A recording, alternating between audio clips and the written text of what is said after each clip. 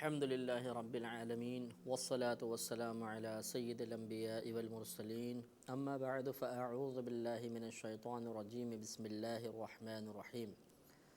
سورہ بقرہ کی آیت نمبر 92 تک کی تفسیر ہو چکی ہے اور 93 کی تفسیر ابھی چل رہی تھی، اور اس میں اللہ تبارک و تعالی نے ارشاد فرمایا تھا کہ ہر کھانا بنی اسرائیل کے لیے حلال تھا مگر وہی جو حضرت یعقوب علیہ السلام نے خود اپنی ذات پر توریت کے نزول سے پہلے حرام فرما لیا تھا۔ اور آپ کو اس کا شان نزول بتایا تھا کہ یہود نے نبی کریم صلی اللہ علیہ وسلم کی بارگاہ میں حاضر تھے، اور سرکار نے جب فرمایا کہ میں ملت ابراہیمی پر ہوں تو انہوں نے یہ دعویٰ کیا کہ آپ یہ صحیح نہیں کہہ رہے، اس لیے کہ حضرت ابراہیم علیہ السلام کے زمانہ اقدس سے لے کر بلکہ نوح علیہ السلام کے زمانے سے لے کر اونٹ کا گوشت اور اس طرح اونٹنیوں کا دودھ یہ حرام ہے، اور آپ اسے حلال تصور کرتے ہیں۔ نبی کریم صلی اللہ علیہ وسلم نے یہی دعویٰ فرمایا کہ نہیں، ابراہیم علیہ السلام کے زمانے میں بھی یہ حلال ہی تھا۔ اس پر انہوں نے کہا کہ نہیں، یہ توریت میں بھی یہی موجود ہے کہ یہ چیزیں حرام تھیں اس زمانے میں بھی اور اب تک حرام ہیں۔ اس پر پھر آگے یہ آیات نازل ہوئیں کہ قُلْ فَأْتُوا بِالتَّوْرَاةِ فَاتْلُوهَا إِن كُنتُمْ صَادِقِينَ، آپ فرما دیجئے کہ تم توریت لے کر آؤ، پھر اس کو پڑھو اگر تم سچے ہو تو۔ یہ جب نبی کریم صلی اللہ علیہ وسلم نے ان کو توریت لانے کا حکم دیا تو وہ مبہوت ہو گئے، کیونکہ وہ جانتے تھے کہ توریت میں یہ حکم موجود نہیں ہے، ہم غلط بیانی کر رہے ہیں۔ تو اس سے یہ ثابت ہوا کہ ایک بات تو یہ کہ نبی کریم صلی اللہ علیہ وسلم آپ کا نبی ہونا حق ہے، اور آپ کی نبوت کی زبردست یہ دلیل تھی کہ آپ نے توریت کو طلب کیا، کیونکہ آپ کے بارے میں سب یہ جانتے تھے کہ آپ نے کسی بھی استاد سے کچھ نہیں پڑھا، کبھی کوئی کتاب نہیں پڑھی، آپ نے کسی کے سامنے زانوئے تلمس دراز نہیں کیا، لہٰذا کسی بھی کتاب کو چھوئے بغیر پھر یہ کہنا کہ اس کتاب میں کچھ موجود ہے، فلاں مضمون موجود ہے، یہ اس بات کی دلیل ہوگی کہ آپ کو اللہ تبارک و تعالی نے بتایا، اور اللہ کی طرف سے آپ جس کو بتایا جائے گا اس انداز سے تو یقیناً وہ اللہ کا نبی ہو سکتا ہے۔ تو یہ اس سے معلوم ہوا کہ نبی کریم صلی اللہ علیہ وسلم کی نبوت حق ہے، اور یہود بھی اس آپ کی طلب کے بعد مزید اقرار پر مجبور ہوئے کہ آپ واقعی اللہ کے نبی ہیں۔ فَمَنِ افْتَرَىٰ عَلَى اللَّهِ الْكَذِبَ مِن بَعْدِ ذَلِكَ، پھر جو اللہ تبارک و تعالیٰ پر جھوٹ گڑھے اس کے بعد، جھوٹ باندھے اس کے بعد، فَأُولَٰئِكَ هُمُ الظَّالِمُونَ، تو وہی ظالم ہیں۔ یعنی اس کے باوجود بھی اگر کوئی یہ کہتا رہے کہ حضرت یعنی ملت ابراہیمی میں اونٹ کھانا، اونٹ کا گوشت یا اونٹنیوں کا دودھ منع تھا، تو وہ پھر ظالم ہے، ظلم کرنے والا ہے، کیونکہ اللہ کی طرف جھوٹ منسوب کیا۔ قل صدق اللہ، آپ فرما دیجئے کہ اللہ تبارک و تعالی سچا ہے۔ فاتبعوا ملت ابراہیم حنیفا، تو تم حضرت ابراہیم علیہ السلام کی ملت کی پیروی کرو جو ہر باطل سے جدا تھے، وما کان من المشرکین، اور وہ مشرکین میں سے نہیں تھے۔ یہ بھی اس بات کا رد ہے کہ یہ دعویٰ کرتے حضرت ابراہیم علیہ السلام کی طرف اپنے آپ کو منسوب کیا کرتے تھے، تو اللہ تبارک و تعالی نے اس کا رد فرمایا کہ حضرت ابراہیم علیہ السلام مشرک نہیں تھے، حالانکہ تم شرک کرتے ہو۔ یہود حضرت عزیر علیہ السلام کو اللہ کا بیٹا مانتے ہیں، اور حضرت عیسیٰ علیہ السلام کو، بلکہ عیسیٰ علیہ السلام کو بعض ان کے فرقے میں خدا بھی تسلیم کرتے ہیں۔ تو یہ ارشاد فرمایا کہ تم حضرت ابراہیم علیہ السلام کی ملت پر چلو، کیونکہ اب نبی کریم صلی اللہ علیہ وسلم جو احکامات لے کر آئے وہ عین ملت ابراہیمی کے مطابق تھے، تھوڑی بہت اس میں رد و بدل اور تبدیلی ہے، اس کے علاوہ کچھ بھی نہیں، تو لہٰذا نبی کریم صلی اللہ علیہ وسلم پر ہی ایمان لانے کی ترغیب دی جا رہی ہے۔ ان اول بیت وضع للناس للذی ببکۃ مبارکا وہدی للعالمین، بے شک پہلا گھر جو لوگوں کی عبادت کے لیے مقرر کیا گیا وہ ہے جو مکۃ المکرمہ میں ہے، باعث برکت ہے اور عالمین کے لیے ہدایت ہے۔ یہاں اس کا شان نزول بھی یہ ہے کہ یہود اس بات کا دعویٰ کرتے تھے کہ بیت المقدس کعبۃ اللہ سے افضل ہے، اور وہ یہ کہتے تھے کہ یہ سب سے پہلا گھر ہے جس کو عبادت کے لیے مخصوص کیا گیا، اور اس گھر کی طرف انبیاء علیہ السلام نے ہجرت کی ہے، اور یہاں پر دیگر بہت سارے انبیاء علیہ السلام کے معجزات کا ظہور ہوا ہے، لہٰذا معلوم ہوا کہ بیت المقدس کعبۃ اللہ سے افضل ہے۔ اس کا رد کیا گیا، اور اللہ تبارک و تعالی نے بیان فرما دیا کہ پہلا گھر جو لوگوں کی عبادت کے لیے مقرر کیا گیا تھا وہ کعبۃ اللہ ہے، اور جب اس کی سب سے پہلے عبادت شروع ہوئی تو اس سے معلوم ہوا کہ سب سے زیادہ افضل بھی یہی گھر ہے کہ اس کو اللہ تبارک و تعالی نے منتخب فرمایا، اور اس کا باعث برکت ہونا اس لیے ہے کہ جو کعبۃ اللہ کے پاس جائے تو اس کی نیکیوں میں بھی اضافہ ہو جاتا ہے اور دیگر معاملات میں بھی اضافہ ہو جاتا ہے، یعنی کاروبار تجارت کوئی کرے گا اس کے قریب تو اس میں برکت ہوگی۔ اس کے علاوہ وہاں پر جا کے جب آب زمزم وغیرہ پیا جاتا ہے تو اس سے صحت حاصل ہوتی ہے، بیماریاں دور ہوتی ہیں۔ یہی وجہ ہے کہ اگر کوئی بیمار کعبۃ اللہ کے قریب چلا جائے تو وہ اپنے اندر ایک عجیب و غریب توانائی محسوس کرے گا، اور جو ضعف اور کمزوری وہاں جانے سے پہلے اس کو محسوس ہو رہی تھی اس میں بہت کمی اور بعض اوقات بالکل اختتام نظر آتا ہے۔ اور اس کے علاوہ یہ عالمین کے لیے ہدایت ہے، اس لیے کہ ہر ایک قبلے کی سمت معلوم کرنے کے لیے اسی کی طرف رخ کرنے کی کوشش کرتا ہے، تو گویا کہ یہ سمت قبلہ کے تعیین کے سلسلے میں سب کا ہادی و رہنما ہے۔ اور یہ حدیث بھی ہے، یاد رکھیں کہ حضرت ابو ذر غفاری رضی اللہ تعالیٰ عنہ نے نبی کریم صلی اللہ علیہ وسلم سے دریافت کیا کہ یا رسول اللہ صلی اللہ علیہ وسلم سب سے پہلے زمین پر کون سی مسجد تعمیر کی گئی؟ تو آپ نے ارشاد فرمایا کہ مسجد حرام، یعنی یہ کعبۃ اللہ سمیت مسجد حرام تعمیر کی گئی۔ پھر اس کے بعد پوچھا اس کے بعد کون سی؟ تو آپ نے ارشاد فرمایا کہ بیت المقدس، اور پھر آپ نے ارشاد فرمایا کہ ان دونوں کے درمیان 40 سال کا فاصلہ ہے، 40 سال کا وقفہ ہے۔ اور یہ مسلم کی روایت ہے، جلد نمبر 1 صفحہ نمبر 199 ہے، اور دوسری ایک روایت میں ہے کہ یہاں پر جو ذکر کیا گیا یہ ان دونوں عمارتوں کی جو ابتداءً بنیادیں رکھی گئی ان کا ذکر ہے، اور ایک روایت کے مطابق ان دونوں کی بنیادیں حضرت آدم علیہ السلام نے رکھی تھیں۔ سب سے پہلے کعبۃ اللہ کی بنیاد آپ نے رکھی تھی، اس کے 40 سال بعد پھر آپ نے بیت المقدس کی بنیاد رکھی تھی۔ آگے ارشاد ہوتا ہے کہ فیہ آیات بینات مقام ابراہیم، اس میں واضح نشانیاں ہیں، مثلا ابراہیم علیہ السلام کے کھڑے ہونے کی جگہ۔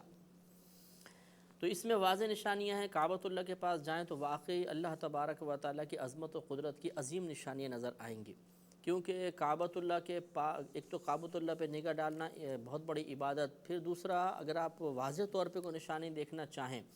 تو کعبۃ اللہ پر کبھی کوئی پرندہ اڑتا ہوا نظر نہیں آئے گا۔ ہمیشہ پرندے اڑتے ہیں تو دائیں بائیں اڑتے ہیں، یعنی چاروں طرف اڑیں گے، کعبہ کے اوپر نہ تو کوئی پرندہ کبھی بیٹھتا ہے اور نہ اس کے اوپر سے اڑ کر جاتا ہے، کیونکہ یہ اللہ تبارک و تعالیٰ کی عظمت کی عظیم نشانی ہے۔ تو پرندوں کے دل میں بھی من جانب قدرت یہ الہام کر دیا گیا ہے کہ وہ کعبۃ اللہ کا ادب کریں، اس کی تعظیم بجا لائیں۔ اور بعض مفسرین نے لکھا ہے کہ وہاں کے اگر پرندے بیمار ہوتے ہیں تو اگر وہ کعبۃ اللہ کے گرد آ جائیں تو اللہ تبارک و تعالیٰ ان کو شفا عطا فرما دیتا ہے، یہ ان کے ایک علاج کی صورت قدرت نے ان کو الہام فرمائی ہے۔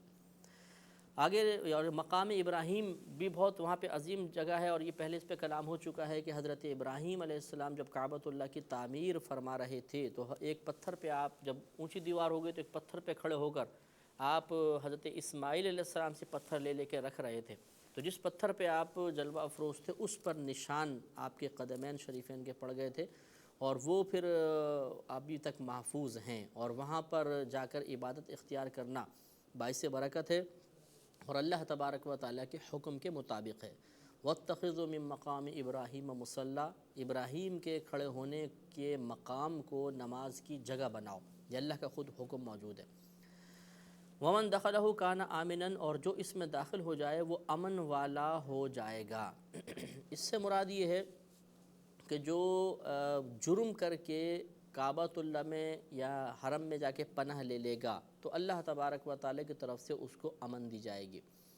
لیکن یہاں اس صورت یہ سمجھ لیجئے کہ دو صورتیں ہیں، ایک تو یہ کہ خود کوئی مکہ حرم کی حدود میں یا کعبۃ اللہ کے پاس جرم کرے، وہ کوئی بھی جرم کرے گا اس کی اس کو سزا دی جائے گی، اس لیے کہ اس نے خود اپنی حرمت کو پامال کیا ہے۔ اور ایک یہ ہے کہ وہ باہر سے کوئی جرم کرتا ہے اور پھر وہ کعبۃ اللہ میں آ کے پناہ لے لیتا ہے، تو ایسی صورت میں اس پر حد یا قصاص وغیرہ نافذ نہیں کیا جائے گا، بلکہ حکم یہ ہے کہ اس سے لین دین ترک کر دیا جائے، اس سے کھانے پینے کی چیزیں فراہم نہ کی جائیں، حتیٰ کہ وہ خود بھوکا پیاسا ہو کے مجبور ہو کر کعبہ یعنی حدود حرم سے باہر آئے، پھر اس سے قصاص لیا جائے گا یا اس پر کوئی حد نافذ کی جائے گی۔ تو یہ بھی کعبۃ اللہ کے شرف کا اظہار ہے کہ یہ اتنا مبارک مقام ہے کہ اگر کوئی باہر سے اس تک پہنچ جاتا ہے تو اللہ تبارک و تعالیٰ کی طرف سے اسے بھی امن عطا کر دیا جاتا ہے۔ وَلِلَّهِ عَلَى النَّاسِ حِجُّ الْبَيْتِ مَنِ اسْتَطَاعَ إِلَيْهِ سَبِيلًا، اور اللہ تبارک و تعالیٰ کے لیے لوگوں پر کعبۃ اللہ کا حج لازم ہے اس شخص کے لیے کہ جو اس کی طرف راستے کی استطاعت رکھتا ہو۔ وَمَنْ كَفَرَ فَإِنَّ اللَّهَ غَنِيٌّ عَنِ الْعَالَمِينَ، اور جو انکار کرے تو بے شک اللہ تبارک و تعالیٰ تمام جہانوں سے بے نیاز ہے۔ تو اس میں حج کی فرضیت کا بیان ہے۔ اللہ تبارک و تعالیٰ نے ارشاد فرمایا کہ لوگوں پر کعبۃ اللہ کا حج کرنا فرض ہے۔ حج کا لغوی معنی قصد و ارادہ کرنا ہوتا ہے، اور ہماری شریعت میں چند ارکان مخصوصہ کو مخصوص وقت میں ادا کرنے کا نام حج ہوتا ہے، اور اس کے دو بڑے رکن ہوتے ہیں، ایک وقوف عرفہ اور دوسرا طواف الزیارہ۔ وقوف عرفہ یہ 9 ذی الحجہ کے جب سورج 9 ذی الحجہ کا سورج نکل کے بلند ہو جائے اس کے بعد سے پھر یہ سمجھ لیں وقوف عرفہ کا وقت شروع ہو جاتا ہے اور غروب آفتاب تک رہتا ہے۔ اور طواف الزیارہ کا وقت جو ہے وہ 10 ذی الحجہ سے شروع ہوتا ہے، اور اس کے بعد پھر تا حیات اس کا وقت رہتا ہے، جب کبھی انسان جا کر طواف الزیارہ کرے گا وہ طواف ہو جائے گا۔ جس نے یہ 2 ارکان ادا کر لیے وہ حاجی ہو جاتا ہے، اس کا حج مکمل ہو جائے گا۔ لیکن اللہ تبارک و تعالیٰ نے اسے استطاعت کے ساتھ مقید فرمایا ہے، یعنی حج کی فرضیت کے لیے استطاعت کو لازم قرار دیا ہے۔ تو استطاعت میں جو چیزیں آئیں گی وہ اس کی شرائط کے طور پر بیان کی جاتی ہیں۔ تو حج کی شرائط میں ایک تو مسلمان ہونا یہ لازم ہے، کیونکہ مسلمان ہی احکامات پر عمل کا مکلف ہے۔ دوسرا عاقل ہونا، تیسرا بالغ ہونا، چوتھا پھر یہی ہے کہ جو راستے کی استطاعت رکھتا ہو، مطلب یہ ہے کہ وہ ایک تو اپاہج نہ ہو، دوسرا اپاہج پہ حج فرض نہیں ہوتا، دوسرا یہ کہ وہ ایسا بیمار نہ ہو کہ سفر ہی نہ کر سکے، تو یہ بیمار پر بھی نہیں ہوگا۔ اسی طریقے سے اس کے پاس اتنا نان نفقہ، اتنا خرچہ ہونا چاہیے کہ وہ پورے حج کے اخراجات برداشت کر سکے، اور دوران غیر موجودگی اپنے گھر والوں کو اتنا نان نفقہ دے کر جائے کہ وہ اس کی غیر موجودگی میں آسانی سے گزارا کر سکیں۔ جس کے پاس اتنا مال ہوگا اس پر حج پھر یہ فرض ہوگا۔ اس کے علاوہ راستہ پرامن ہونا چاہیے، اور اس کے علاوہ کوئی اور رکاوٹ وہاں پر نہ ہو۔ مثلا جیسے ہمارے ہاں قرعہ اندازی کا سسٹم ہے کہ بسا اوقات سب چیزیں موجود ہیں لیکن نام نہیں آتا، تو اب اس پر حج تو فرض ہو جائے گا لیکن اس کی ادائیگی ابھی اس پر لازم نہیں ہوئی ہے، کیونکہ یہ مجبوری آ گئی۔ ادائیگی اس وقت لازم ہوگی کہ جب اس کو موقع ملے گا، لہٰذا اب اگر اس سال موقع نہیں ملے تو حج تو فرض ہو گیا، اب یہ آئندہ سالوں میں کبھی بھی ادا کرے، اور اس تاخیر سے یہ گنہگار نہیں ہوگا کیونکہ مجبوری ہے۔ اور اسی طریقے سے خواتین کے لیے ضروری ہے کہ ان کے ساتھ محرم ہو، لیکن یہ حکم ہونا چاہیے ان خواتین کے لیے جو جوان قسم کی ہیں، بہت ہی زیادہ بوڑھی اگر کوئی خاتون ہے، انتہائی مطلب بالکل جو ناقابل شہوت ہو جاتی ہیں، اور بالکل بوڑھی خاتون ضعیفہ، ان کے ساتھ اگر محرم نہیں ہو لیکن کوئی قابل اعتماد شخص ایسا ہے جو ان کو ساتھ لے جا سکتا ہے، جیسے گروپ وغیرہ ہوتے ہیں، تو ان کے لیے رعایت اور گنجائش نکل سکتی ہے۔ اس لیے کہ خود صاحب ہدایہ نے یہ مسئلہ لکھا ہے کہ بوڑھی عورت کی طرف دیکھنا حتیٰ کہ اس سے مصافحہ کرنا بھی جائز ہے۔ حالانکہ عورت کو، اجنبی عورت کو دیکھنا اور پھر مصافحہ تو بدرجہ اولیٰ حرام ہے، لیکن بوڑھی کا استثناء اسی لیے کیا کہ اس سے فتنے کا اندیشہ نہیں ہے، تو احکام میں تھوڑی بہت نرمی ان کو مل سکتی ہے۔ تو عورت کے لیے بہرحال ایک شرط یہ بھی ہوتی ہے کہ اس کے ساتھ کوئی محرم ہونا چاہیے، نامحرم کے ساتھ وہ نہیں جائیں گے۔ اور اس سے یہ بھی معلوم ہوا کہ چونکہ اللہ تبارک و تعالیٰ نے حج کی فرضیت کو استطاعت کے ساتھ مقید کیا ہے، تو جس میں استطاعت نہیں ہوگی اس پہ حج فرض بھی نہیں ہوگا۔ اس لیے یہ مسئلہ صحیح نہیں ہے کہ جس نے مکۃ المکرمہ میں شوال کا چاند دیکھ لیا اس پر حج فرض ہو گیا، یہ جائز نہیں ہے۔ اگر بالفرض وہ بیچارہ استطاعت اس میں نہیں ہے، اس کے پاس نان نفقہ خرچہ وغیرہ کچھ بھی نہیں ہے، تو صرف چاند دیکھنے سے کیسے حج کی فرضیت ہو جائے گی، کیونکہ استطاعت تو مفقود ہے۔ اسی طریقے سے بعض لوگ ایسے ہوتے ہیں کہ جو عمرہ کرنے کے لیے جاتے ہیں انہی حج کے دنوں میں، تو بعض کہتے ہیں عمرہ کر لیا آپ نے ان دنوں میں تو حج آپ پر فرض ہو گیا، تو یہ بھی غلط مسئلہ ہے۔ استطاعت جب تک نہیں ہوگی انسان پر حج کی فرضیت نہیں ہوتی ہے۔ اور ضمناً یاد رکھیے کہ ہم نے آپ کو پہلے بھی بتایا تھا کہ حج کی 3 قسمیں ہوتی ہیں، ایک حج قران ہوتا ہے، ایک حج تمتع ہوتا ہے، ایک حج افراد ہوتا ہے۔ حج قران میں حج اور عمرے کا ایک ہی احرام باندھا جاتا ہے، یعنی ایک ساتھ ان دونوں کی نیت کی جاتی ہے، لہٰذا عمرہ کرنے کے بعد احرام کھولتے نہیں ہیں، بلکہ اسی احرام کے ساتھ ہی حج ادا کیا جاتا ہے۔ اور دوسرا حج تمتع ہوتا ہے، اس میں حج اور عمرے کا احرام علیحدہ علیحدہ باندھتے ہیں۔ پہلے عمرے کے احرام کی نیت کریں گے، عمرہ ادا کرنے کے بعد احرام اتار دیں گے۔ اس کے بعد 8 ذو الحجہ کو پھر حج کے احرام کی نیت کی جاتی ہے۔ اور تیسرا حج افراد ہوتا ہے، اس میں فقط حج کے لیے احرام باندھا جاتا ہے، اس میں عمرہ نہیں ہوتا۔ اور یہ وہ حاجی کرتے ہیں، یعنی وہ لوگ کرتے ہیں کہ جو حدود حرم میں رہتے ہیں یا میقات کے اندر رہتے ہیں۔ میقات کے باہر سے جو آئے گا وہ حج قران کر سکتا ہے یا تمتع، اور اندر والے جو ہیں حج افراد کرتے ہیں۔ حج قران سب سے افضل ہوتا ہے، کیونکہ ہمارے ایک روایت کے مطابق ہمارے نبی کریم صلی اللہ علیہ وسلم نے حج قران ہی کیا تھا۔ لیکن اس میں مسئلہ یہ ہوتا ہے کہ حج قران میں ڈبل جرمانہ نافذ ہوتا ہے، یعنی اگر ایک قصور سرزد ہوا، اگر حج تمتع والا ہے مثلا اس پر 1 دم ہوگا، تو حج قران والا اگر وہی قصور کرے گا تو اس پر 2 دم لازم ہوں گے۔ اور آگے جو اللہ نے ارشاد فرمایا کہ من کفر فإن اللہ غنی عن العالمین، اور جو انکار کرے تو اللہ تبارک و تعالی تمام عالمین سے بے نیاز ہے۔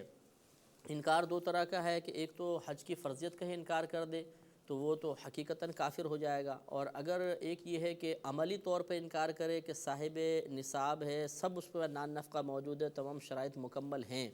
لیکن پھر سستی کوتاہی کی وجہ سے یا مال کی محبت کی وجہ سے اللہ تعالیٰ کی بارگاہ میں حاضر ہونا پسند نہیں کرتا، تو ایسی صورت میں اس کو سخت وعید ہے، اور اللہ تعالیٰ نے ایک طریقے سے اس سے بیزاریت کا اظہار فرمایا ہے۔ ہمارے نبی کریم صلی اللہ علیہ وسلم کی یہ حدیث ہے، آپ ارشاد فرماتے ہیں کہ جو شخص کوئی خطرہ بھی اس کو نہ ہو، کوئی سلطان بھی اس کو روکنے والا نہ ہو، وہ بیمار وغیرہ بھی نہ ہو، اور پھر بھی صاحب استطاعت ہونے کے باوجود حج نہ کرے، تو چاہے وہ یہودی ہو کر مرے چاہے عیسائی ہو کر مرے۔ یعنی انتہائی بیزاریت کا آپ نے اظہار فرمایا، اور سخت اس کے اوپر یہ الفاظ بیان فرمائے، اس میں شدت ہے، سختی ہے، لہذا جس کے پاس مال وغیرہ ہو، استطاعت موجود ہو، اسے دیر نہیں کرنی چاہیے، فوراً سے پیشتر حج کرنے کی کوشش کرنی چاہیے۔ آگے ارشاد فرمایا قل یا اہل الکتاب لما تکفرون بآیات اللہ واللہ شہید علی ما تعملون، آپ فرما دیجئے اے اہل کتاب، تم کیوں اللہ تبارک و تعالیٰ کی آیات کا انکار کرتے ہو، اور اللہ تبارک و تعالیٰ ان تمام کاموں پر جو تم کر رہے ہو گواہ ہے۔ تو یہاں پھر اہل کتاب سے خطاب ہوا کہ یہ تمام چیزیں جاننے کے باوجود، تمام نشانیاں دیکھنے کے باوجود نبی کریم صلی اللہ علیہ وسلم کو تسلیم نہیں کرتے تھے، تو ان کو یہ خطاب کیا گیا۔ پھر ارشاد فرمایا کہ قل یا اہل الکتاب لما تصدون عن سبیل اللہ من آمن تبغونها عوجا وانتم شہداء، آپ فرما دیجئے کہ اے اہل کتاب، تم اللہ تبارک و تعالیٰ کے راستے سے کیوں روکتے ہو اس شخص کو جو ایمان لائے، اور تم چاہتے ہو کہ وہ ٹیڑھا ہو جائے، راہ سے ہٹ جائے، وانتم شہداء، حالانکہ تم خود اس پر گواہ ہو، وما اللہ بغافل عما تعملون، اور اللہ تبارک و تعالیٰ ان کاموں سے غافل نہیں جو تم کر رہے ہو۔ یہ آیت اصل میں نازل ہوئی ان یہود کے بارے میں کہ جو مسلمانوں کے قلوب میں شکوک و شبہات ڈالتے تھے، اور اسی طریقے سے اگر کوئی ان کے پاس آ کر نشانیاں پوچھتا کہ کیا ان نبی میں وہ نشانیاں موجود ہیں جو آپ نے اپنی کتابوں میں دیکھی ہیں، تو یہ اس کا انکار کرتے تھے، تو ان کو بھی اللہ تبارک و تعالیٰ نے تنبیہ فرمائی۔ یا ایہا الذین آمنوا ان تطیعوا فریقا من الذین اوتوا الکتاب، اے ایمان والو اگر تم اہل کتاب میں سے ایک فریق کی اطاعت کرو گے، یردوکم بعد ایمانکم کافرین، تو یہ تمہیں تمہارے ایمان لانے کے بعد کفر کی طرف لوٹانے کی کوشش کریں گے۔ وَكَيْفَ تَكْفُرُونَ وَأَنْتُمْ تُتْلَى عَلَيْكُمْ آیات اللہ، اور تم کیسے انکار کرو گے، کیسے کفر اختیار کرو گے، حالانکہ تم پر اللہ تبارک و تعالیٰ کی آیات تلاوت کی جاتی ہیں، وفیکم رسولہ، اور تمہارے درمیان اس کا رسول بھی ہے، ومن یعتصم باللہ فقد ہدی الی صراط مستقیم، اور جو اللہ تبارک و تعالیٰ کو مضبوطی سے تھام لے، اللہ کا سہارا لے، فقد ہدی الی صراط مستقیم، تو پس تحقیق بے شک اسے سیدھے راستے کی طرف ہدایت دی گئی ہے۔ انشاءاللہ اگلے پروگرام میں ان آیات کی تفسیر بیان کی جائے گی۔ وآخر دعوانا ان الحمدللہ رب العالمین۔